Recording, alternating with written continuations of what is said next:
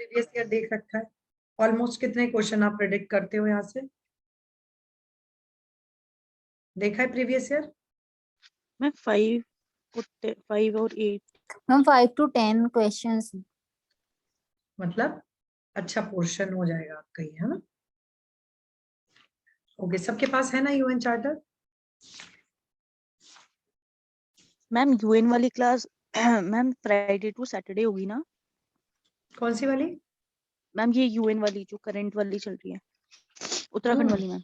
हाँ हाँ हाँ, नहीं नहीं ऐसा नहीं है स्वाति, इसको हम डेली लेके इसको 8-10 दिन में कंप्लीट करा देंगे, ठीक है? Okay ma'am. वरना तो ताकि आप लोग रिवाइज कर पाओ ना, आप लोग को पूरा टाइम तो मिले पढ़ने के लिए। तो अगर हम सैटरडे सैटरडे करेंगे तो फिर रिदम नहीं रहेगा आप लोगों का। एक मिनट दीजिए मुझे, बस मैं स्टार्ट कर रही हूँ। सो आप निकालिए United charter of United Nations. जैसे हमारा देखिए इंडियन कॉन्स्टिट्यूशन, किसी भी कंट्री का हम लोगों ने देखा constitution, it's a basic document, है ना? जिसमें कुछ ऑब्जेक्ट्स लिखे हैं, जो बात करेगा कि किस लिए ये संविधान बनाया गया है, जो बात करेगा अल्टीमेटली इसके ऑब्जेक्ट क्या है, इनको फायदा क्या होगा। इन द सेम मैनर जब हम यूनाइटेड नेशंस की बात करते हैं, इट्स इंटरनेशनल ऑर्गेनाइजेशन, तो यूनाइटेड नेशन का भी अपना चार्टर है। और इस चार्टर के प्रियम्बल को पढ़ के हमें क्या पता चलता है? हम सब लोग जानते हैं ना, किसी भी एक्ट के प्रियम्बल को पढ़ के उसके ऑब्जेक्ट, उसके नेचर को पता चल जाता है। इन द सेम मैनर हम लोग यूएन चार्टर के प्रियम्बल को पढ़ेंगे। सबके पास प्रियम्बल है ना? स्टार्ट करूं मैं? प्रियम्बल ओपन है? Okay. We the people of United Nations, बिल्कुल same, we the people of India. So we the people of United Nation determine to save succeeding generations from the, ठीक, एक minute hold करिएगा। We the people, हाँ। So we the people of United Nation मतलब हम जितने भी United Nations के जो भी पीपल, क्योंकि इसके सारे जितने भी स्टेट्स हैं, जितनी भी कंट्रीज इसके मेंबर्स हैं यूनाइटेड नेशन की, कुछ परमानेंट होंगी, कुछ टेम्परेरी मेंबर्स होंगे, तो जितने भी एट प्रेजेंट कितने मेंबर्स हैं? 193 होने चाहिए आई थिंक, बड़े तो नहीं है? यूनाइटेड नेशंस में कितनी कंट्रीज हैं अभी? अच्छा, अभी कोई अपडेट आप लोग को नहीं पता है? हाँ, पढ़ा नहीं है, 193 ही है। Okay okay, yes. सो ये कह रहे हैं कि जितनी भी कंट्रीज हैं उनके लोगों की बात कर रहे हैं कि हम लोग क्या करेंगे, हम लोग ये डिटरमिन करेंगे कि वॉर, दूसरी चीज फंडामेंटल ह्यूमन राइट्स, मतलब वॉर लाइक सिचुएशन ना हो, फंडामेंटल राइट्स जो हैं वो प्रोटेक्ट हो, विश्वास हो लोगों को फंडामेंटल ह्यूमन राइट्स के बारे में। फंडामेंटल ह्यूमन राइट्स मतलब human right, basic human right being the, because we belong to human race, हमारे कुछ सर्टेन ह्यूमन राइट्स हैं, ठीक? फंडामेंटल राइट अलग चीज है, वो कंट्री डिसाइड करेगी कि किस कंट्री के लोगों को उन्होंने क्या फंडामेंटल राइट दिया है।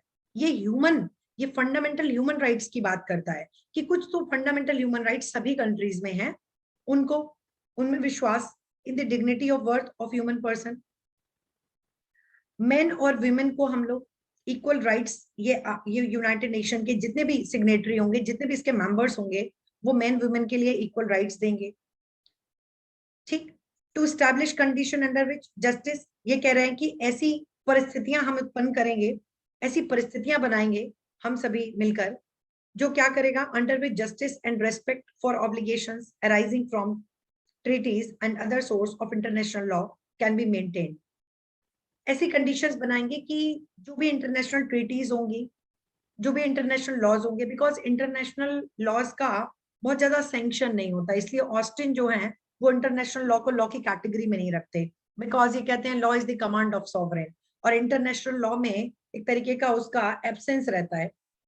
सो ये कह रहे हैं कि हम जितने भी लोग होंगे यूनाइटेड नेशंस के, हम लोग इस बात को इंश्योर करेंगे कि इंटरनेशनल लॉ, इंटरनेशनल ट्रीटीज के जो भी ऑब्लिगेशंस हो, हम जस्टिस की बात करेंगे, है ना? और हम उनको इन्फोर्स भी करने की बात करेंगे, हम सारे लोग। तो कोई भी इंटरनेशनल ट्रीटी है, अगर भारत यूनाइटेड नेशन का की कंट्री है, उसका मेंबर है, तो हम जो भी इंटरनेशनल ट्रीटीज हैं, जो ऑब्लिगेशंस हैं, हम उनके लिए उनसे बाउंड है, और हम अपने यहाँ वैसे ही लॉज बनाएंगे। जैसे इमोरल ट्रैफिकिंग की बात नहीं, हम अपने यहाँ नहीं होने देंगे। क्यों? क्योंकि हम यूनाइटेड नेशन के मेंबर है।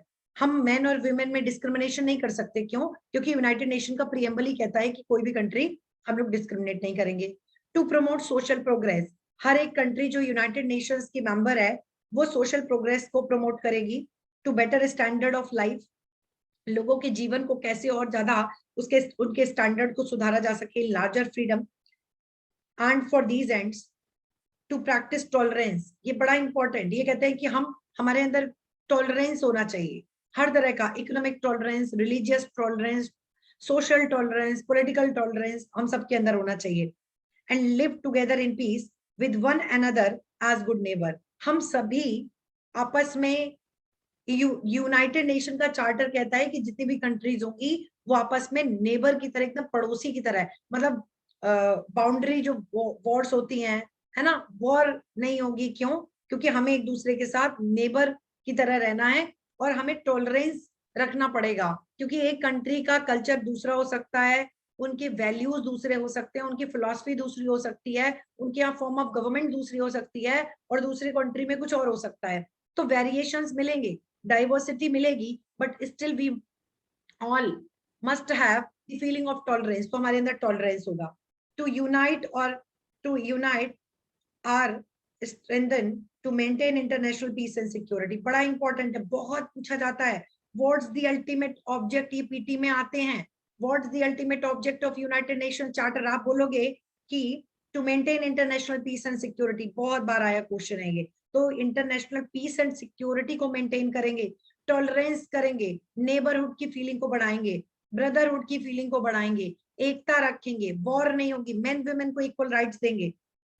To ensure by the acceptance of principles and institution of methods that armed forces shall not be used save in the common interest। क्या बोल रहा है? ये भी इनके प्रियम्बल ने बोला है कि जनरली ये डिक्लेरेशन की गई है कि हम सभी इसको एक्सेप्ट करेंगे by acceptance of principle and the institution of method, क्या, that armed forces shall not be used, कि आर्म फोर्स इस्तेमाल ना की जाए। हम लोग कोशिश करेंगे क्या, कि आर्म फोर्स इस्तेमाल ना की जाए। बातों से ही, मैत्री संबंधों से, नेगोशिएशन से, कोई अगर बात, कोई तरह का डिफरेंस है, कोई डिस्प्यूट है, तो हमें नेगोशिएशन से उसको, पीसफुल सेटलमेंट से उसको निपटाना है। लेकिन एक्सेप्ट, सेव का मतलब एक्सेप्ट इन कॉमन इंटरेस्ट, लेकिन कॉमन इंटरेस्ट में हम फोर्स भी यूज कर सकते हैं। To employ international machinery for the promotion of economic and social advancement of all people. हम लोग ये भी सुनिश्चित करेंगे कि international machinery, to employ international machinery for the promotion of economic and social advancement, मतलब लोगों का इकोनॉमिक, आर्थिक रूप से लोगों का विकास हो, उनका उत्थान हो, सामाजिक रूप से उनका उत्थान हो, इसके लिए भी इंटरनेशनल मशीनरी अग्रीमेंट्स बनाएंगे, तमाम ट्रीटीज करेंगे, सपोर्ट देंगे। करती है ना एक कंट्री दूसरी कंट्री की, देखिए कितनी मदद करती है, सब्सिडी प्रोवाइड करती है, तमाम तरीके के फंड देते हैं, तो ये सब चीज हम करेंगे। ठीक, accordingly our respective government through representative assembled in the city of San Francisco, underline करिए इसको, in the city of San Francisco, who have exhibited their full power, found to be in good and due form, have agreed to present charter of United Nations and to hereby establish an international organization to be known as United Nation। मेरी बात समझे आप लोग? तो ये preamble को आपने मतलब समझा? तो यूनाइटेड ये कह रहा है कि इस सैन फ्रांसिस्को में इस यूएन चार्टर को हम सब एक्सेप्ट कर रहे हैं और हम एक ऑर्गेनाइजेशन बना रहे हैं, हम सब मिलकर। उस ऑर्गेनाइजेशन का नाम क्या होगा? United nation. तो यूनाइटेड नेशन कैसे काम करेगा, यूनाइटेड नेशन का ऑब्जेक्ट क्या होगा, ये प्रियम्बल में लिखा है। आप लोग को ये बात समझ आई सबको? इस बार ओके, ये आपको याद रखना है, इसको आपको याद रखना है। प्रियम्बल को 2-3 बार पढ़िएगा। इसके बाद पर्पस एंड प्रिंसिपल खूब पूछा जाता है। पहले तो ये डायरेक्ट पूछा जाता है कि यूनाइटेड नेशन का पर्पस क्या है, एक तो यह क्वेश्चन आएगा अंदर से, और दूसरा पूछा जाता है आपसे डायरेक्ट कि जो पर्पस है वो आपका किस क्लॉज में है, वो आपका किस क्लॉज में है। आई थिंक किसी को कोई कंफ्यूजन तो नहीं है? बता दें सबको पुराने लिंक से ज्वाइन करना है अगर कोई करना चाहता है।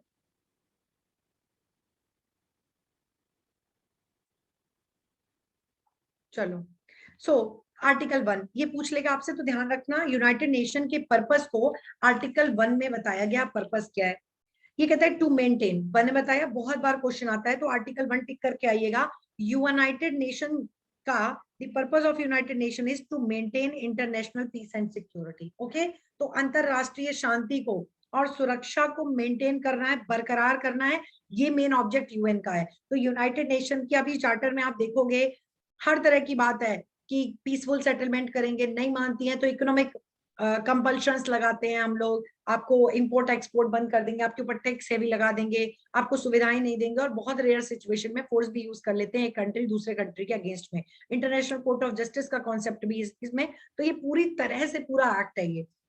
इसका मेन ऑब्जेक्ट है maintain international peace and security and to that end to take effective collective measures. हम international peace and security promote करने के लिए इफेक्टिव कलेक्टिव मेजर्स मिलकर collective measures for prevention and removal of threat to peace and for suspension of act of aggression और other breaches of the peace. हम मिलकर collective measures लेंगे कि अगर किसी भी तरीके का कोई थ्रेट है पीस को लेकर, है ना, तो उसको हम कोशिश करेंगे उसको प्रिवेंट करने के लिए। ये ऑब्जेक्ट है our breaches of the peace and to bring about by peaceful means and in conformity with the principle of justice and international law adjustment or settlement of international dispute or situation which might lead to breach of peace। तो आपको बस इतना समझना है, PT में direct question आता है what's the purpose of United Nation, आप बोलोगे to maintain international peace and security. पूछेगा किस आर्टिकल में लिखा है, आपको बताना होगा आर्टिकल 1 में लिखा है। इसके लिए तमाम इंटरनेशनल ट्रीटीज बनाएंगे, ठीक है, तमाम एडजस्टमेंट सेटलमेंट इंटरनेशनल डिस्प्यूट को तो पीसफुल मैनर में सेटलमेंट करने की आर्टिकल जो 1 है वो बात करता है। आगे देखिए आर्टिकल 1 का सब क्लॉज 2 यहाँ रखा हुआ था, लो वापस। Clause 2 to develop friendly relation among nations based on respect for principle of equal right and self determination of people and to take other appropriate measures to strengthen universal peace। क्या बोल रहा है, इसको भी आपको समझना है। ये भी यूएन का ऑब्जेक्ट है कि हम आपस में फ्रेंडली रिलेशंस रखें। जो हमारी नेबर कंट्रीज हैं, ये अंदर के लोगों की बात नहीं कर रहा है। भारत के अंदर क्या करेगा ये भारत का संविधान डिसाइड करेगा, लेकिन यूएन की जितनी भी कंट्रीज हैं वो आपस में वर्ल्ड वाइड कैसे रहना है ये यूनाइटेड नेशन बता रहा है।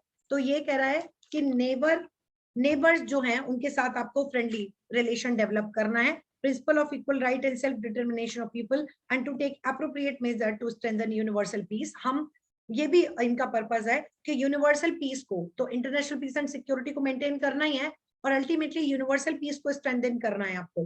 तीसरा कहता है to achieve international cooperation in solving international problem of an economic, social, cultural, humanitarian character and in promoting and encouraging respect for human rights and for fundamental freedom of all without distinction to race, sex, language or religion। Clause 3 भी बड़ा important article 1 का, ये बोल रहा है कि UN का purpose ये भी है कि इंटरनेशनल कोऑपरेशन, मतलब अगर इंटरनेशनल प्रॉब्लम्स है तो इंटरनेशनल प्रॉब्लम्स केवल बाउंड्री डिस्प्यूट नहीं है कि भारत और चाइना का बॉर्डर डिस्प्यूट है, ठीक है, ये तो है ही है, भारत पाकिस्तान का हो सकता है बॉर्डर डिस्प्यूट हो जाए, ये अलग बात है। इसके अलावा कह रहे हैं जो भी इंटरनेशनल प्रॉब्लम्स होगी, कुछ इकोनॉमिक प्रॉब्लम्स हो सकती हैं, कहीं कुछ सोशल प्रॉब्लम्स, कुछ कल्चरल प्रॉब्लम, टेररिज्म का इशू हो सकता है, कोई हेल्थ का कोई बहुत बड़ा इशू हो सकता है, कोरोना जैसी बीमारी आई अभी। तो ये कह रहा है क्लॉज 3 कि वहां पर जो भी जिस भी तरह के इंटरनेशनल प्रॉब्लम्स हो, इसको अंडरलाइन करके पीटी के लिए ध्यान रखना है। इसमें सोशल लिखा हुआ है, इकोनॉमिक लिखा हुआ है, कल्चरल लिखा हुआ है, ह्यूमैनिटेरियन कैरेक्टर लिखा हुआ है। तो इसको आप इंटरनेशनल कोऑपरेशन से हम सभी ऐसी इंटरनेशनल प्रॉब्लम को दूर करने की कोशिश करेंगे। इन promoting encouraging respect for human right, ये भी कोशिश करेंगे जो ह्यूमन राइट्स हैं कि फंडामेंटल राइट वो कंट्री डिसाइड करेगी कि ह्यूमन राइट्स, मैंने आपको शुरुआत में बताया था, these are the basic rights because we all belong to human race, तो there are certain rights which are inherent. तो हमारे साथ पक्षपात ना हो, है ना, हमें स्वतंत्रता मिले, जीने की आजादी मिले, तो बहुत सारे, खाने का अधिकार, स्वच्छ वातावरण का अधिकार, पानी का अधिकार, ये सब बेसिक ह्यूमन राइट्स हैं, ठीक। इनमें से कुछ कंट्रीज में फंडामेंटल राइट दिया गया है। आर्टिकल 3 कहता है, सॉरी आर्टिकल 1 का क्लॉज 3 कहता है कि ये जो ह्यूमन राइट हैं आपको इन ह्यूमन राइट को इनकरेज करना है। ये ऑब्जेक्ट है, ये पर्पस है यूएन का कि हम इंश्योर करेंगे इंटरनेशनल लेवल पर, ठीक है, यूनिवर्सली लोगों के जो ह्यूमन राइट हैं उनको इनकरेज करेंगे हम प्रमोट करेंगे। और हम ये भी प्रमोट करेंगे, इसको भी इंकरेज करेंगे कि कहीं भी रेस पर, मतलब जो मूल वंश, रेस, लिंग के आधार पर, सेक्स, लैंग्वेज के आधार पर और रिलीजन के आधार पर भेदभाव ना किया जाए, इसको भी इंश्योर करेगा। To be a centre for harmonising the action of nations in attainment of these common ends, मतलब समझे, तो कुछ हमारे कॉमन ऑब्जेक्ट्स हैं, ठीक है, इसको इंश्योर करना बेसिकली यूएन का ऑब्जेक्ट है। तो आर्टिकल 1 आप लोग को समझ आया, basically international piece security main है, और डिस्प्यूट्स वगैरह को भी हम लोग इंटरनेशनल कोऑपरेशन से, जितने भी इंटरनेशनल इश्यूज हैं, सोशल इकोनॉमिक कोई भी, उनको भी हम लोग इंटरनेशनल कोऑपरेशन से सॉल्व करेंगे, ठीक है, लोगों के ह्यूमन राइट को प्रोटेक्ट करेंगे, ये सारी चीजें आपके आर्टिकल 1 में पर्पस। तो कई बार सीधे भी क्वेश्चन आ जाएगा कि पर्पस किस में है, आर्टिकल 1 में है। आर्टिकल 2 पर आओ। The organization and its member in pursuit of the purposes stated in article 1 shall act in accordance with the following principles। तो हमने पर्पस तो बता दिए, हमने ऑब्जेक्ट तो आर्टिकल 1 में बता दिया, बट इस ऑब्जेक्ट को अटेन करने के लिए यहाँ के जो ऑर्गेनाइजेशन है और इसके जो मेंबर्स हैं, ठीक है, इनको कैसे काम करना है, क्या कुछ प्रिंसिपल है, यस आर्टिकल 2 में वो प्रिंसिपल्स बताए हैं, अंडरलाइन करो।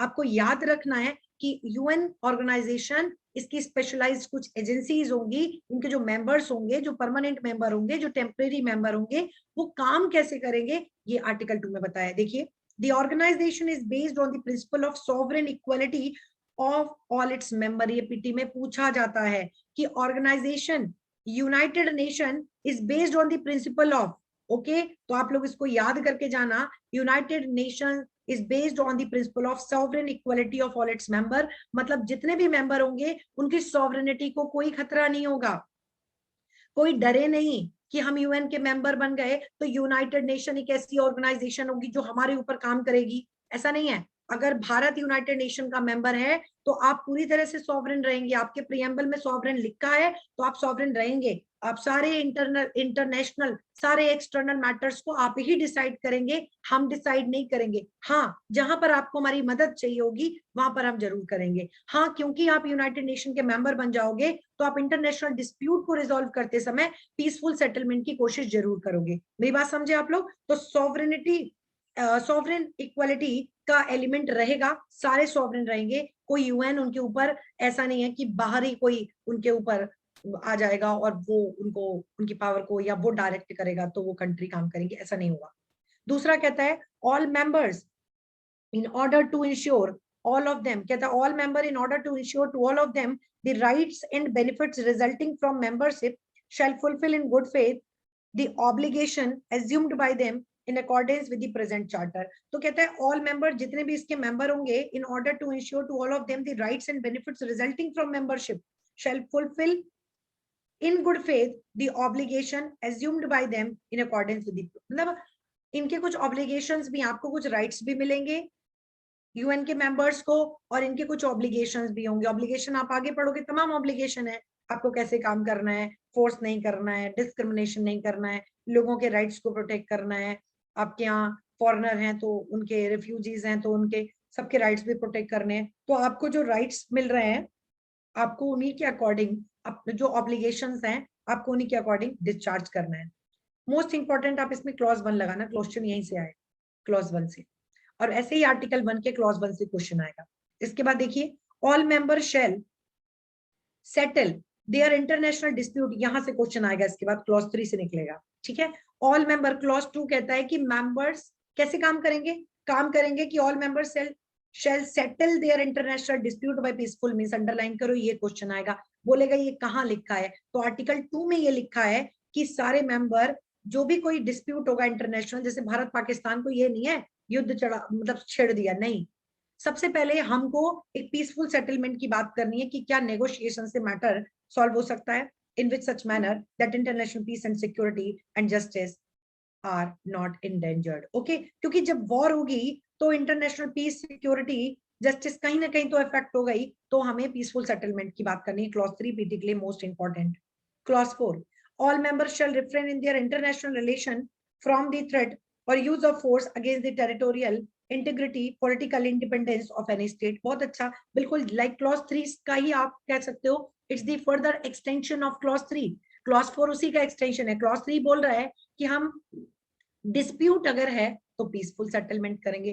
क्लॉज 4 कह रहा है कि कोई भी कंट्री दूसरी कंट्री के अगेंस्ट किसी तरह की उसको कोई धमकी नहीं देंगे, डराएंगे नहीं, आप दूसरे देश को धमकाएंगे नहीं। टेरिटोरियल उनकी इंटीग्रिटी है ना, जो उनकी क्षेत्रीय अखंड मतलब कह सकते हो अखंडता है, आप उसको नहीं ब्रीच करोगे। पॉलिटिकल जो उनकी इंडिपेंडेंस है, राजनीतिक रूप मतलब पॉलिटिकली है ना, वो एक कंट्री है, तो उनकी जो इंडिपेंडेंस है आप उसको एडवर्सली अफेक्ट नहीं करोगे in any other manner inconsistent with the purpose of United nation. समझ रहे हो? क्योंकि यूएन का पर्पस तो बहुत ही पीसफुल, ये तो हार्मनी के लिए बनाया है, ये तो फ्रेंडली रिलेशन के लिए बनाया है, ये तो पूरे विश्व को एक करने के लिए बनाया गया है। ये एक शक्तिशाली देश दूसरे पर फोर्स यूज करेगा इसके लिए कभी नहीं बनाया गया। तो क्लॉज 4 कहता है कि आप ऐसा नहीं करोगे। क्लॉज 5 क्या कहता है? ये कहता है all members shell give the United nation every assistance. All member जितने भी मेंबर होंगे वो यूएन को every assistance in any action it taken in accordance with the present charter. UN जो भी इस चार्टर के अकॉर्डिंग जो काम करेगा, मेंबर जो उसको असिस्ट जहां जरूरत लगेगी करेंगे, and shall refrain from giving assistance to any state against which the UN is taking preventive और एनफोर्समेंट एक्शन। बहुत अच्छा है। ये कह रहा है क्योंकि आप यूएन के मेंबर है, तो अगर यूएन किसी ऐसी कंट्री के अगेंस्ट में एक्शन लेता है ना, जो हमारे इस वॉयलेट कर रहा होगा, मान लीजिए कोई बहुत टेररिस्ट एक्टिविटीज है ना, कोई ऐसा इंटरनेशनल पीस एंड सिक्योरिटी उसकी वजह से खतरे में है, कोई ऐसी कंट्री है, और यूनाइटेड नेशन ये एक संस्था है, और यूएन अगर कोई उनके अगेंस्ट एक्शन लेता है तो जितने मेंबर्स होंगे वो यूएन को असिस्ट करेंगे, और आप उसको हेल्प नहीं करोगे जिस कंट्री के अगेंस्ट में यूएन एक्शन ले रहा है। Clause 6, the organization shall ensure that the state which are not member of United Nations act in accordance with the principle so far as may be necessary for the maintenance of international peace and security। ये कह रहा है ये organisation, क्योंकि ये बात कर रहा है ऑर्गेनाइजेशन काम कैसे करेगा, इसीलिए क्लॉज 6 में बोला कि ये ऑर्गेनाइजेशन इस बात को इंश्योर करेगी यूनाइटेड नेशन कि जो लोग इसके मेंबर नहीं भी हैं वो भी एटलीस्ट इनके प्रिंसिपल को फॉलो करें। क्यों? क्योंकि इनके प्रिंसिपल को फॉलो करने में कोई बुराई नहीं है, ये तो इंटरनेशनल पीस सिक्योरिटी की बात करता है ना, ये तो फ्रेटर्निटी की बात करता है, तो इसमें कोई बुराई नहीं है, ये यूनाइटेड नेशन के भी प्रयास करेगा। Nothing contained in present charter shall authorize the United Nations to intervene in the matter which are essentially within the domestic jurisdiction। ये लिखना बहुत जरूरी था, clause 7 and again most important for PT. ठीक है, नथिंग कंटेंट, और ये मैं गारंटी ले रही हूँ यूएन चार्टर का एक एक क्वेश्चन मेरी क्लास से आएगा, ये मेरी फुल गारंटी है, क्योंकि हमारे यूपी में भी आता है और मेरा कभी क्वेश्चन ऐसा नहीं आया था, हालांकि हम खुद ही पढ़ के जाते थे, कभी भी ऐसा कोई क्वेश्चन नहीं आया है जिसको हमने गैस ना कर लिया हो। तो मैं आपको पूरा पढ़ाऊंगी, और जिस पॉइंट को मैं बोल रही हूँ मोस्ट इंपॉर्टेंट, पढ़ा तो मैं पूरा रही हूँ, आप पूरा रिवाइज करोगे, लेकिन जिसको मैं बोल रही हूँ मोस्ट इंपॉर्टेंट मतलब देखना वहां से क्वेश्चन जरूर आएगा। तो अगर 8-10 क्वेश्चन आ रहा है और नेगेटिव मार्किंग है तो आपसे एक भी गलती नहीं होनी चाहिए। ओके, आप लोग अच्छे से लर्न करो। समझ में सबको आ रहा है ना? समझने में कोई इश्यू तो नहीं है? यूएन चार्टर अच्छे से आ रहा है सबको समझ? Yes ma'am. Yes ma'am. ठीक है, तो जब समझ आ रहा है तो उसको अच्छे से याद करते चलना। अब क्लॉज 7 बहुत इंपॉर्टेंट क्लॉज है। क्लॉज 7 ये बोल रहा है कि यूनाइटेड नेशन बोल तो रहा है कि आप इंटरनेशनल पीस को प्रमोट करोगे, पीसफुल सेटलमेंट करोगे अगर कुछ भी इशू है, यूनाइटेड नेशन आपको कह तो रहा है, बट ध्यान रखिए अगर आपका कोई डोमेस्टिक मतलब कोई ऐसा मैटर है which are essentially within the domestic jurisdiction of any state, ये मेरे स्टेट का आंतरिक मामला है, shall require the member to submit such matter to settlement under the present charter but this principle। तो ये कह रहा है वहां पर अगर किसी भी स्टेट का, बस आपको इतना याद रखना पीटी के लिए कि डोमेस्टिक जुरिस्डिक्शन का कोई मैटर है, आंतरिक इंटरनेशनल नहीं है, डोमेस्टिक जुरिस्डिक्शन का कोई मैटर है, ठीक है, जैसे हमारे यहाँ ट्राइब्स के अधिकारों की बात हो, ठीक, तो ये नहीं है कि उसमें यूएन इंटरफेयर करने लगेगा। भारत के डोमेस्टिक मैटर्स को लेकर यूनाइटेड नेशन इसमें इंटरफेयर नहीं करेगा, ये क्लॉज 7 में लिखा है, इसको बस ध्यान रखना। तो ये हो गया आपका क्लॉज 1। क्लॉज 2 यहाँ से क्वेश्चन जरूर आते हैं, इसके बाद सॉरी आर्टिकल 1 एंड आर्टिकल 2 यहाँ से क्वेश्चन जरूर आते हैं। आर्टिकल 3 पर आ जाओ। आर्टिकल 3 ये मेंबरशिप की बात करता है। अच्छा, ये भी चीज पूछता है पीटी में, इसमें चैप्टर भी पूछ लेता है, तो ये भी इस तरह से भी आपको याद करके जाना है। ये पूछ लेगा आपसे पर्पस, यूनाइटेड नेशन का पर्पस एंड प्रिंसिपल्स किस चैप्टर में दिए हैं? तो चैप्टर 1 में दिए हैं। चैप्टर 1 में केवल 2 आर्टिकल है। पहला आर्टिकल पर्पस की बात करता है और दूसरा आर्टिकल उन प्रिंसिपल की बात करता है जिन प्रिंसिपल पर यूनाइटेड नेशन बेस्ड है। इसके बाद चैप्टर 2 पर आओगे। चैप्टर 2 में मेंबरशिप की बात की गई है। इसके आपको चैप्टर भी याद रखने हैं, छोटा सा चार्टर है, एकदम अच्छे से रट के जाना है हमें। चैप्टर 2 मेंबरशिप की बात करता है, कौन मेंबर, कैसे मेंबर, किसको कब सस्पेंड हो जाएंगे, कब एक्सपेल कर दिया जाएगा, इनकी बात करता है। तो आर्टिकल 3 से लेकर आर्टिकल जो 8 है, आर्टिकल 3 टू आर्टिकल 8, ये आपके मेंबरशिप की बात करता है। और सेकंड चैप्टर है, पढ़ो इसमें। ये कहता है the original members of United nation shall be the original members of United Nations shall be state which having participated in United Nation Conference on International Organization at San Francisco। तो ये question आपसे बन सकता है कि कौन थे original member जिन्होंने ओरिजिनल मतलब बाद में तो ऐड होते गए धीमे धीमे, 2015-16 में भी ऐड हुए हैं ना। साउथ सुडान आई थी, क्यों सबसे लेटेस्ट साउथ सुडान था ना 2016 में। तो आपको बाकी तो लेटेस्ट जो बनना चाहे बन सकते हैं, है ना। लेकिन जो ओरिजिनल सैन फ्रांसिस्को में जो सिग्नेटरी थे, ठीक है, वो इसके ओरिजिनल मेंबर हुए और having previously signed the declaration by United Nation of 1 January 1942 sign the present charter, ratify it is accordance with 110। तो आपको बस इतना समझना है, ओरिजिनल मेंबर कौन, जिन्होंने ओरिजिनली सैन फ्रांसिस्को में 1942 में, ठीक है, यूनाइटेड नेशन चार्टर को साइन किया, वो ओरिजिनल मेंबर। इसके बाद इसमें और भी जुड़ते गए, अभी और भी बताएंगे कौन कौन ओरिजिनल थे, ठीक है। लेकिन पहले हम लोग आर्टिकल पे आते हैं, बाकी इसके बारे में बताएंगे। तो ये चीज आर्टिकल 3, इसको याद रखना। आर्टिकल 4 ये कहता है, ये भी बड़ा इंपॉर्टेंट, आर्टिकल 4, 5, 6 एकदम टिप्स पर ऐसे होना चाहिए सुबह शाम, ऐसे जब आप उत्तराखंड देने जाओ। 4, membership in the United Nation is open to all other peace loving state. ये कहाँ लिखा है? आर्टिकल 4 में लिखा है। ये कहता है कि जरूरी नहीं है जितने लोग उस दिन मेंबर बन गए वही मेंबर रहेंगे, नहीं। इन्होंने डिक्लेयर किया कि यूनाइटेड नेशन की membership is open, you all are most welcome if you are peace loving. क्योंकि आप पीस लविंग हो तभी इसके मेंबर बन सकते हो, क्योंकि आपको इंटरनेशनल पीस और सिक्योरिटी को प्रमोट करना है। तो membership in the United Nation is open to all other peace loving state which accept the obligation content. जो इनके ऑब्लिगेशन को यूनाइटेड नेशन चार्टर में जो ऑब्लिगेशंस बताए हैं, जो पर्पस बताए हैं, उनको अगर आप एक्सेप्ट कर सकते हो and in the judgement of organisation are able. तो बस आप इतना याद रखिएगा कि मेंबरशिप किसको, ऑल पीस लविंग स्टेट को इसकी मेंबरशिप वेलकम है, वो बन सकते हैं, ओपन है इसका। The admission of any such state to membership in the United Nations will be affected by, ये बहुत रखा क्वेश्चन है, एकदम रखा एज इट इज छपा क्वेश्चन है, कहो आ ही जाए इस बार आपके एग्जाम में। ये पूछता है कि अगर किसी नए स्टेट को यूनाइटेड नेशन का मेंबर बनना है तो उसके लिए क्या मतलब क्या है, कौन करेगा? Will be affected by decision of General Assembly. कौन? अल्टीमेट डिसीजन आता है जनरल असेंबली का, बट रिकमेंडेशन आती है सिक्योरिटी काउंसिल की। ये क्वेश्चन एकदम पेट क्वेश्चन रखा हुआ है कि याद रखिएगा, new member of United nation कौन कैसे बनता है? तो क्वेश्चन के नेचर को समझिएगा। अगर ये पूछते हैं ऑन द रिकमेंडेशन तो लगा के आओगे सिक्योरिटी काउंसिल, और अगर पूछे कि किसके डिसीजन पर तो लगा के आओगे जनरल असेंबली। बताइए क्लियर है सबको? जनरल असेंबली ये डिसाइड करेगा कि ये मेंबर यूनाइटेड नेशन में जुड़ना चाहिए, क्या है ये वाकई में पीस लविंग स्टेट है या नहीं। लेकिन इसका रिकमेंडेशन कहां से जाएगा? तो सिक्योरिटी काउंसिल से जाता है। बेसिकली यही एग्जीक्यूटिव ऑर्गन इसका माना जाता है, ठीक है। तो ये हो गया आर्टिकल 4 का सब क्लॉज 2, मोस्ट इंपॉर्टेंट। इसके बाद 5 पर आओ, ये भी उतना ही इंपॉर्टेंट है। ये सस्पेंशन की बात करता है, आर्टिकल याद रखना है आपको।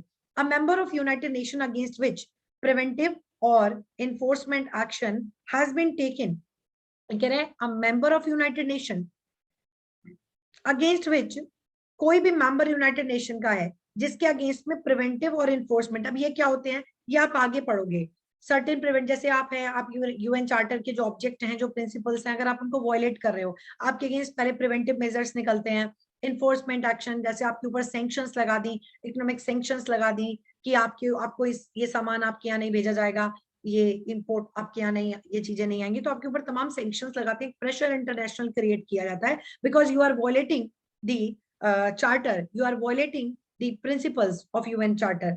ठीक है, तो अगर किसी भी मेंबर के अगेंस्ट जिसने कुछ वॉयलेट किया है उसके अगेंस्ट अगर प्रिवेंटिव, याद रखना इसको, प्रिवेंटिव या फिर इन्फोर्समेंट एक्शन, एंड नहीं लिखा है और लिखा है, has been taken by Security Council, ये भी अंदर देख लो कौन लेता है action, Security Council, may be suspended from the exercise of the right and privilege of membership by General Assembly upon the recommendation of Security Council. The exercise of these right and privilege may be restored by Security Council. तो याद रखना, it talks about the suspension of any member of United Nations. पूछेगा कौन सा article, कौन सा article, which article provides for the suspension of member of United Nations, आप बोलोगे आर्टिकल 5. आर्टिकल 5 बताता है कि यूनाइटेड नेशन के किसी मेंबर को सस्पेंड किया जा सकता है, और जब उनके अगेंस्ट सस्पेंशन हो जाएगा कब होता है, किसी भी स्टेट के अगेंस्ट प्रिवेंटिव और इन्फोर्समेंट एक्शन किए जा चुके हैं, has been taken by Security Council, कौन लेगा ये एक्शन, सिक्योरिटी काउंसिल, तो इसको सस्पेंड किया जा सकता है कि आपको ना तो अब आपसे आपको कोई अधिकार मिलेंगे ना ही आपको प्रिविलेज मिलेगा, और ये कौन सस्पेंड करता है, तो सस्पेंशन आता है जनरल असेंबली से, किसकी रिकमेंडेशन पर, again on the recommendation of security council. तो 4-5 को अगर हम देखें वापस से, तो 4 में भी ये था, कोई नया मेंबर ऐड करना है, किसी नई स्टेट को यूएन का मेंबर बनना है, कौन बनाएगा, जनरल असेंबली बनाएगा, बट अल्टीमेटली होगी रिकमेंडेशन सिक्योरिटी काउंसिल की। और आर्टिकल 5 कहता है कि अगर कोई स्टेट, मेंबर स्टेट अगर वॉयलेट कर रहा है, if any member state violating the principles and the object of UN Charter, then General Assembly may suspend, ठीक है, सस्पेंड कर सकते हैं again on the recommendation of security council. ठीक है, आर्टिकल 5। आर्टिकल 6, आर्टिकल 6 यहाँ से 2 क्वेश्चन, आप आर्टिकल 6 तक ही आपके 2 क्वेश्चन पक्की बात है, लिख लो 100% 2 क्वेश्चन यहाँ पर रखे हैं उत्तराखंड में आराम से, क्योंकि ये मोस्ट इंपॉर्टेंट टॉपिक्स हैं, यहाँ से आते ही आता है। आर्टिकल 6 बात करता है एक्सपल्शन की, अभी तो आपको सस्पेंशन किया गया था, और सस्पेंशन है ये नहीं है, सस्पेंशन को रिस्टोर किया जा सकता है, again may be restored bye Security council, तो वहां पर आपके पास स्कोप था कि अभी सस्पेंड किया गया आपके राइट्स को, लेकिन अब रिस्टोर हो सकते हैं। लेकिन जब एक्सपल्शन अलग चीज है, आर्टिकल 6 में एक्सपल्शन की बात की है, ये कहता है member of United nation which has persistently violated the principle contained in present charter, आप violate कर रहे थे इसलिए आपको सस्पेंड किया गया, लेकिन still you are violating the principles contained in UN charter, आप अभी भी उनके जो सिद्धांत है उनका वायलेशन कर रहे हैं, उल्लंघन कर रहे हैं, may be expelled। तो इसको एक्सपेल किया जा सकता है, अंडरलाइन करो, ये डिस्क्रिशनरी पावर है, मे बी कंपल्सरी नहीं है, मे बी एक्सपेल्ड, अंडरलाइन करो, फ्रॉम द ऑर्गेनाइजेशन। कौन एक्सपेल करेगा, बहुत सिंपल है, जनरल असेंबली कर रही है, किसके रिकमेंडेशन पर कर रही है, सिक्योरिटी काउंसिल के। तो ये बताओ 4 से लेकर 6 तक ये क्वेश्चन तो गलत नहीं होना चाहिए।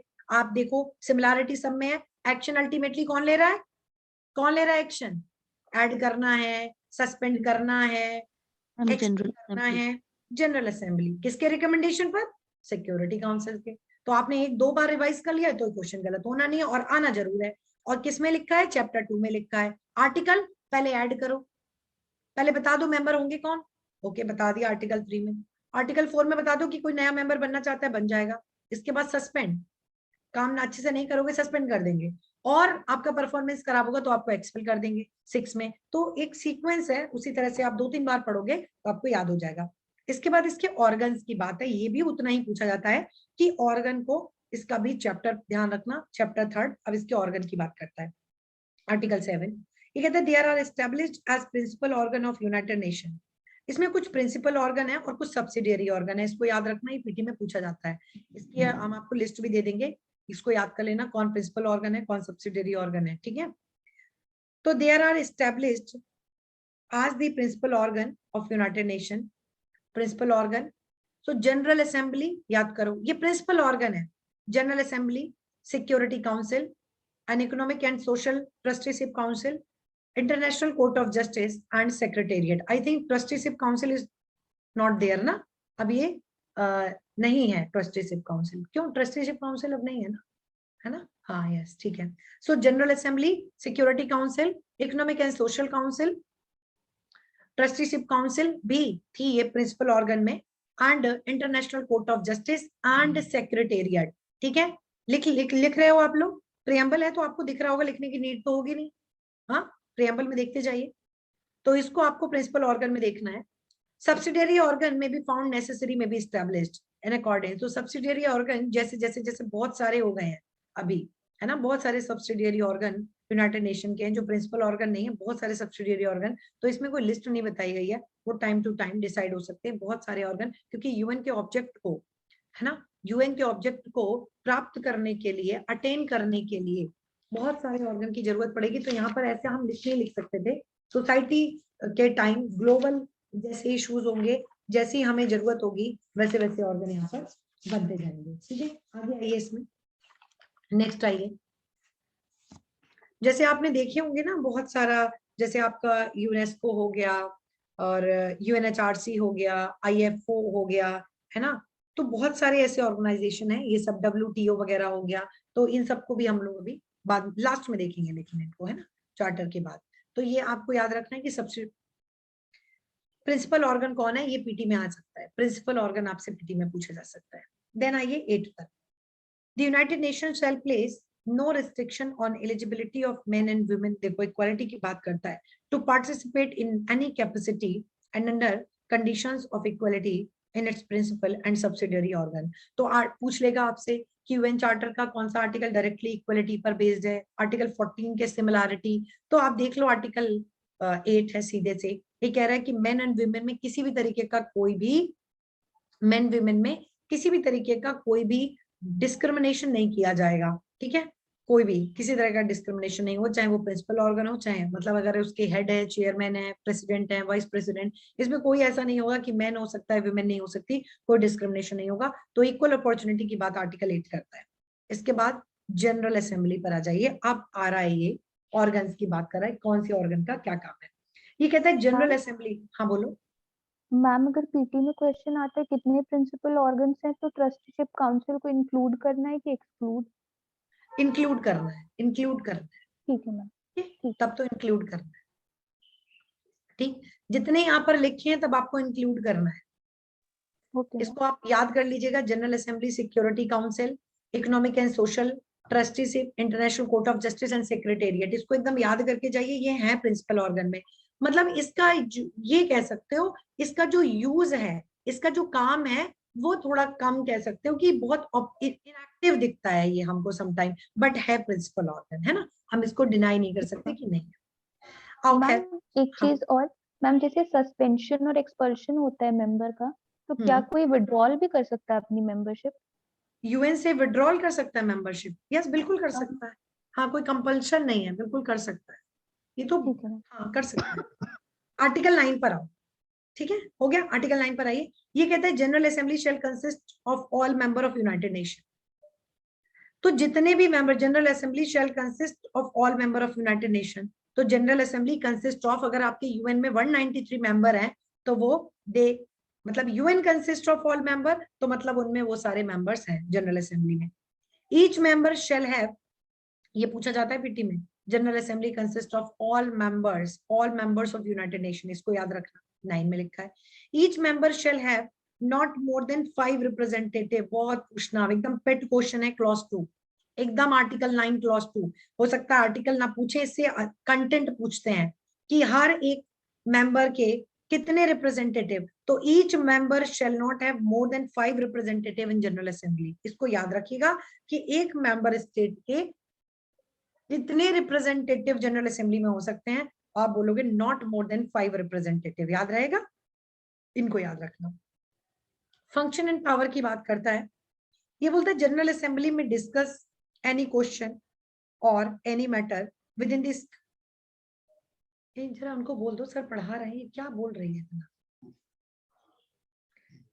द जनरल असेंबली में डिस्कस एनी क्वेश्चंस और एनी मैटर्स, देखो जरा तो बाहर खिला ले।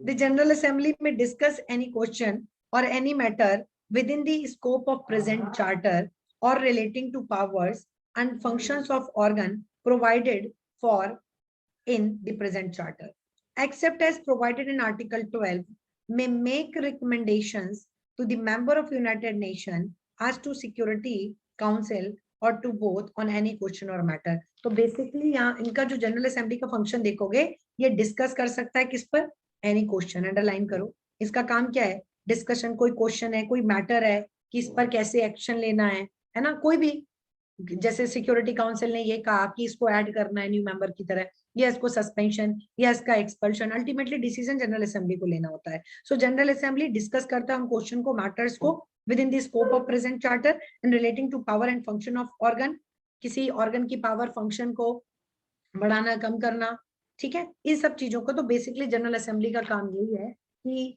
मेंबर्स का कोई इशू है, कोई डिस्प्यूट है, इस सब चीजों पर कैसे किसी मेंबर को ऐड करना है, नहीं करना है, ऑर्गन की पावर फंक्शन को लेकर, इस पर रिकमेंडेशन सिक्योरिटी काउंसिल देगा, बट डिसीजन जो होता है वो जनरल असेंबली का ही होता है।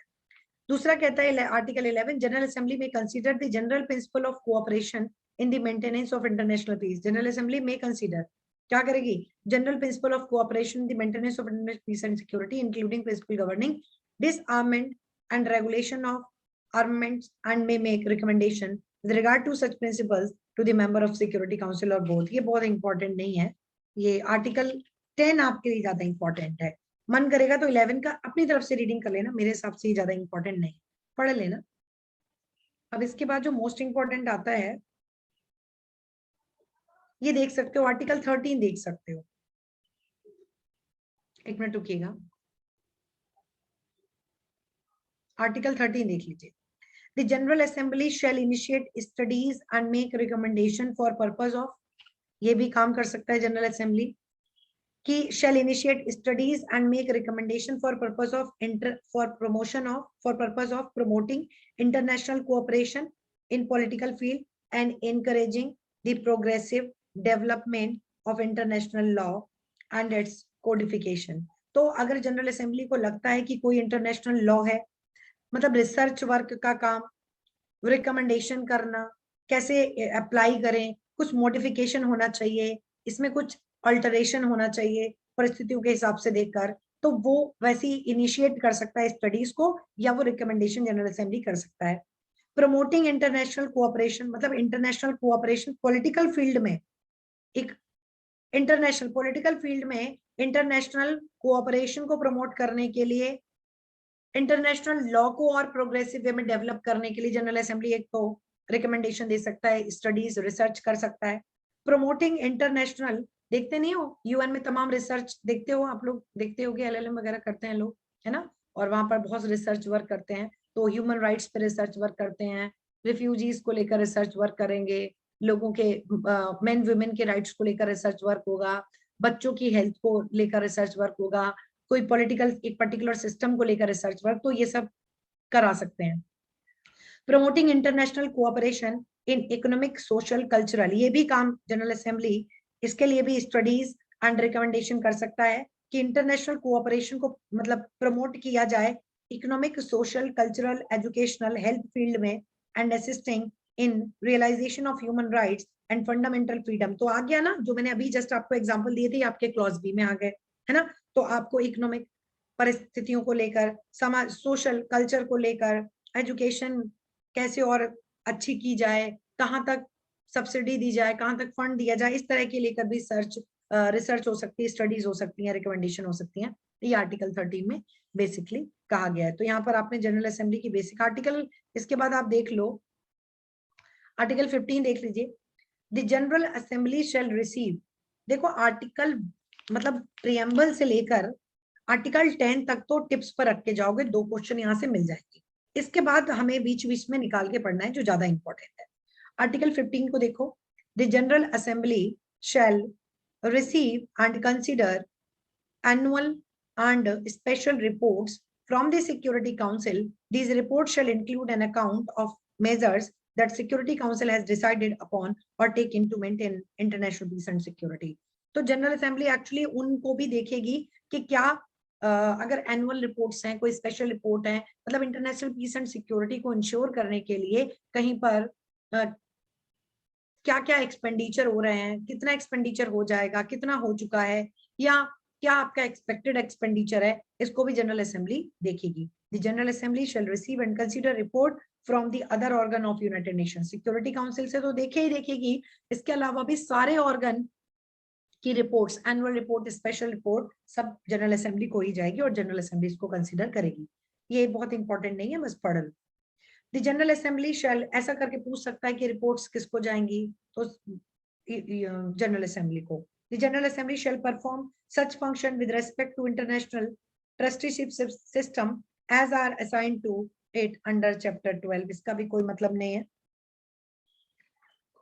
आर्टिकल 17 पर आइए। The General Assembly shall consider and approve the budget of organization. Again, most important, ये पूछा जाता है क्या कि General Assembly shall approve, consider and approve the budget of organization। ये पूछा जाता है कि यूएन का जो बजट होगा इसको कौन अप्रूव करेगा, तो जनरल असेंबली अप्रूव करेगी। याद रखना इसको। आर्टिकल 17 में हो सकता है आर्टिकल पूछ ले, हो सकता है ये तो जरूर पूछेगा कि कौन करेगा, तो General assembly.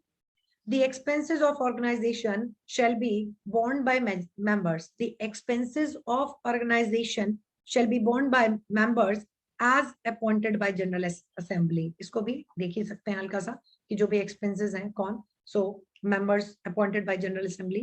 The General Assembly shall consider and approve any financial and budgetary arrangement with specialized agencies refer to article 57। Article 57 में तमाम स्पेशलाइज्ड एजेंसीज आएंगी, उसमें यूनेस्को वगैरह तमाम आएंगी, यूएनएचआरसी वगैरह। तो ये कह रहा है कि ये इनके भी फाइनेंशियल और क्या इनका बजट है, कितना खर्चा होगा, किसी को सब्सिडी अगर देनी है, किसी कंट्री को है ना अंडर डेवलप है, पुअर है बहुत ज्यादा, वहां पर किसी बच्चों की मान लीजिए हेल्थ को लेकर हो गया, तो कितना फंड देना है क्या, तो वो सभी जनरल असेंबली इसको कंसीडर करेगा। तो आपको मोटा मोटा समझ में आया होगा जनरल असेंबली का काम क्या है। एक तो सिक्योरिटी काउंसिल के रिकमेंडेशन को कंसीडर करना, मेंबर को इन करना है, आउट करना है, ये कंसीडर करना, किस ऑर्गन का, चाहे वो प्रिंसिपल ऑर्गन हो चाहे वो सब्सिडरी ऑर्गन हो, है ना, उन पर वो कितना बजट है, वो सब कंसीडर जनरल असेंबली करेगी। तो ये सारे बेसिक फंक्शन जनरल असेंबली के हैं। इसके बाद वोटिंग से क्वेश्चन जरूर आता है आर्टिकल 18 ऑनवर्ड्स। वोटिंग ये क्या है, ये कहता है each member of General Assembly shall have one vote. अब आपने देखो एक पीछे देखा होगा कि each member country shall have not more than 5 representative. एक कंट्री के 5 से ज्यादा रिप्रेजेंटेटिव नहीं होंगे ये। लेकिन अगर क्वेश्चन ये आए कि each member of General Assembly shall have, तो केवल एक कंट्री के पास एक ही वोट होगा। बहुत सारी चीजों पर वोटिंग होती है, तो आपका एक ही वोट आपके पास है, इसको ध्यान रखना। Decision of General Assembly on important question shall be made by 2/3 majority of member present and voting। इसको याद रखना, ये भी पीटी में पूछा जाता है। तो डिसीजन ऑफ जनरल असेंबली, जैसे जनरल असेंबली में कोई क्वेश्चन डिसाइड हो रहा है, कोई भी क्वेश्चन, कोई भी इंपॉर्टेंट मैटर डिसाइड हो रहा है जनरल असेंबली में, तो कोई भी इंपॉर्टेंट क्वेश्चन वो कैसे decide, shall be made by 2/3 of the member, 2/3 majority of the member present and voting. Present and voting की बात कर रहा है, जितने लोग, जैसे 193 मेंबर है यूनाइटेड नेशन में, कोई इंपॉर्टेंट क्वेश्चन डिसाइड हो रहा है, तो जितने मेंबर है वो सब जनरल असेंबली के मेंबर है। अब वो मैटर डिसाइड हो रहा है, उस दिन कितने लोग प्रेजेंट है, जितने भी लोग प्रेजेंट है उनका 2/3 उसके सपोर्ट में होना चाहिए, तभी वो चीज आगे जाएगी। तो इसको याद रखना, ये पर्टिकुलर इंपॉर्टेंट है कि दोनों क्लॉज 1 एंड क्लॉज 2 दोनों ही उतने इंपॉर्टेंट है। Okay, these questions shall include recommendation with respect to maintenance of international peace and security। बहुत सिंपल है, क्या क्या इसमें आएगा। Election of non permanent member, बहुत इंपॉर्टेंट, ये पूछ सकता है आपसे डायरेक्टली कि election of non permanent, 5 permanent members होते हैं इनके, बाकी non permanent member. So the election of non permanent member of security Council, ये इस पर कैसे डिसाइड होगा, तो present and 2/3 member of the present and voting होना चाहिए। इलेक्शन ऑफ मेंबर हो गया इकोनॉमिक एंड सोशल काउंसिल के members, election of member of trusteeship council, ये सारी चीजें जो है, सस्पेंशन अगर होना है United nation, suspension of right and privilege of membership जो पीछे पड़ा आर्टिकल 5 का है या आर्टिकल 6 का कोई इशू है, ठीक है, ट्रस्टीशिप का या बजटरी कोई क्वेश्चन है, ये सारे क्वेश्चन जो है 2-3 बार पढ़ोगे तो याद हो जाएंगे आर्टिकल 18 में। इनका डिसीजन कैसे आएगा, present and voting 2/3। Decision on other question relating including the determination of additional category of question to be decided by 2/3 majority shall be made by majority of the member present and voting। ठीक है, तो आपको बस ये ऊपर वाला देखना है, ये वाला क्लॉज 2 वाला, और इनके इंपॉर्टेंट पॉइंट्स देख लीजिएगा। 2/3 मेंबर प्रेजेंट एंड वोटिंग। चलो इसके बाद आप आ जाओ प्रोसीजर पर आ जाइए। प्रोसीजर क्या है, सीधे 20 पर, the General Assembly shall meet in regular annual sessions and in such special sessions as occasion may require. तो जनरली ये कह रहा है General Assembly shall meet in regular annual session, तो एनुअल सेशन पर मुलाकात होगी, मीटिंग होगी। बट अगर कोई स्पेशल सर्कमस्टांस है तो बीच में भी जनरल असेंबली की मीटिंग हो सकती है। Special session shall be convent by the secretary general, underline करो ये पीटी के लिए। तो अगर स्पेशल सेशन बुलाना पड़े, जैसे कोरोना के टाइम में हो सकता है बुलाना पड़ा हो, तो कौन बुलाएगा?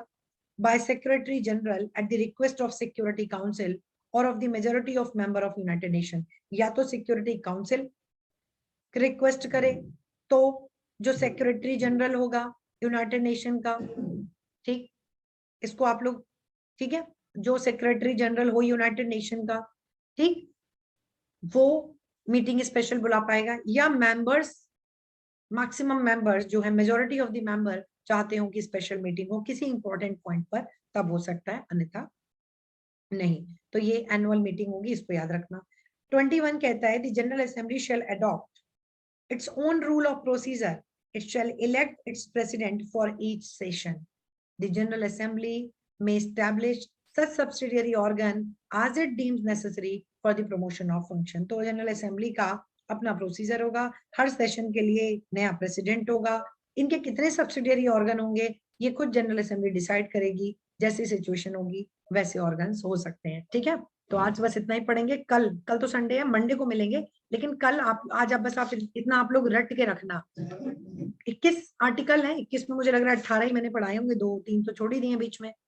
ये 18 आर्टिकल्स आप लोग याद कर लो, याद हो जाएंगे बहुत आराम से। हम लोग 10 दिन में पूरा आराम से कवर कर लेंगे, पूरा UN charter, organisation and current affair, international current affair जो आपके वहां आएगा।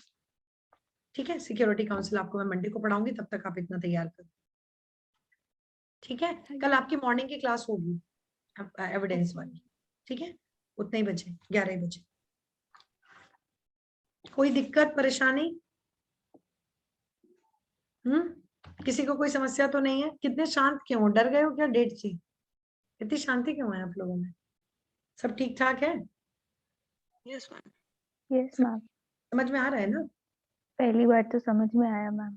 मैंने तो अच्छा, कॉलेज के बाद आज पहली बार पढ़ा ही है।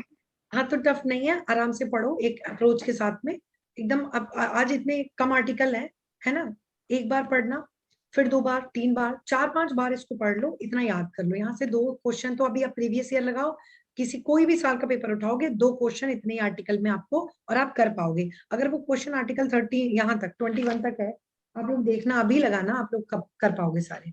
ठीक है, तो इस पे हम एमसीक्यू भी आपको देंगे खूब सारे यूएन चार्टर के, एकदम निश्चिंत रहना, सबको देंगे यूएन चार्टर पर पूरे एमसीक्यू, से बाहर कुछ नहीं आएगा, मैं खुद ही दूंगी सारे। ठीक है, क्लास में करवाऊंगी, मैं पूछूंगी और मैं दे भी दूंगी, उससे बाहर कुछ नहीं आएगा। ठीक है, थैंक यू मैम। ओके, चलो, ओके, बाय बाय।